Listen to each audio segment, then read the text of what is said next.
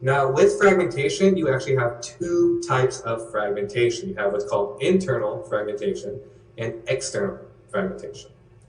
When we talk about internal fragmentation, this is where our main focus has to do with the index itself, its balance tree, and the data that should be filling it. When we talk about internal fragmentation, what we are focusing on is the leaf nodes. And when we say internal fragmentation is occurring, that means that there are memory bubbles that are preventing the leaf nodes to be filled to the fullest capacity. So if you have internal fragmentation, instead of having leaf pages filled to 8 KB, you'll have maybe one page with 2 KB, another page with 4 KB, another page with 1 KB, and another page with 6 KB. These empty spaces or memory bubbles create higher resources, because when you go to query data now, it's going to take more CPU power, more processing power to go through those memory bubbles to find the correct data, and this is sometimes going to be a huge issue. Now, this typically applies to clustered indexes, since clustered indexes are what store the data in the balance tree. A non-clustered index, we've already discussed, doesn't store data. It stores row identifiers or key identifiers, which pretty much point to the data. So when it comes to just the non-clustered indexes, fragmentation not a primary concern.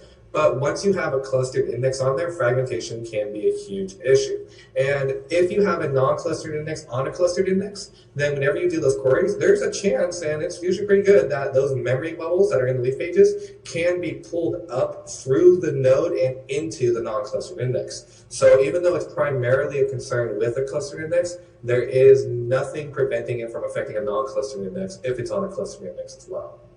So internal fragmentation is the focus on the balance tree, the table itself, the index, and the data being moved around via DML operation, causing memory bubbles. External fragmentation is the second fragmentation we have, and this is when the logical order does not match the physical on the hard disk drive. So external fragmentation is when SQL Server says the data is located here, and then when you go to look for it, it's actually somewhere else. This is the same as a typical fragmentation that does occur on your computer or laptop. Here, this fragmentation is going to be an even bigger issue, because what it's going to do now, it's not going to impact the queries singularly. Now what's going to happen is not only will your queries in SQL Server be affected, but your system itself will begin to have issues as well, because when you go to look for that data, it's not SQL Server that's controlling it, it's going to be your operating system and your overall hardware, because it's going to do extra I/O operations on that disk to find that data that's missing.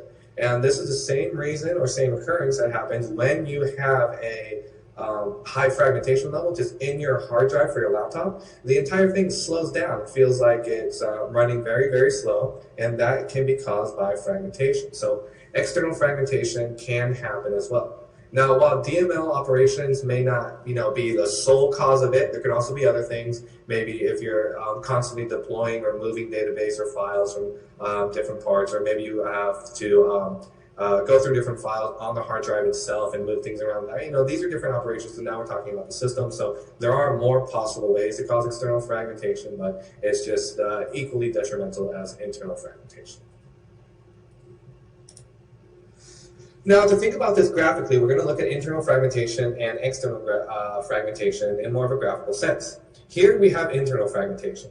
The top picture represents all the data for the individual leaf pages. You'll notice that each one is filled almost to full capacity. We're having about 8,000 bytes of data with about 60 bytes of free space in each one. That's just how it's designed, but they're all uniform. You can have full amounts of data here.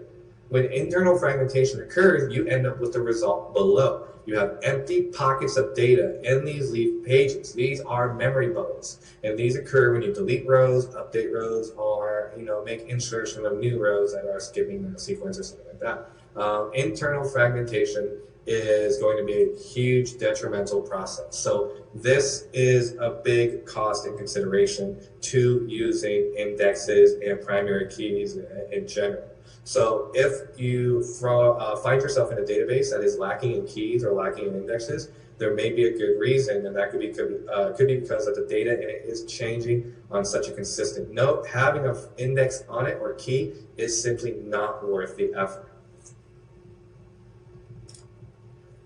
When we talk about external fragmentation, we're talking about where the data is physically stored. Here we have several different rows. We have rows 1 through 16, and we're saying that they're stored on individual pages on our hard drive, and they're currently in order. So the logical order will match the physical. This makes finding the data so much easier. You can go and look in the proper order and assume where the next information is going to be. Kind of like when you have a chapter or a series of chapters in a textbook. When you start on one chapter, you know how to find the continuing information or the next chapter. You have a reasonable expectation of what's going to be coming. Now, when external fragmentation occurs, you end up with something like this. We see that now the rows have been split. They're out of the correct order. So finding the proper information is going to take us more time. We do have the pages, and then we see page 1 has 1, 2, and 3. And then page 2 has 8, 9, 10, 11, and 13. And then page 3 has 14 to 16, with page 4 having 4 to 7. This is external fragmentation. The logical order does not match the physical order. So it is physically out of order in compared to where it says logically it should be. So external fragmentation is a big problem you have to deal with, especially when you have multiple operations on the system itself, not just SQL Server. So if you are having problems with your own computer and you're constantly moving files or doing things like that, external fragmentation or just fragmentation in general could be your possible issue. So when using indexes, again, these are the two types of fragmentations you have to keep in mind.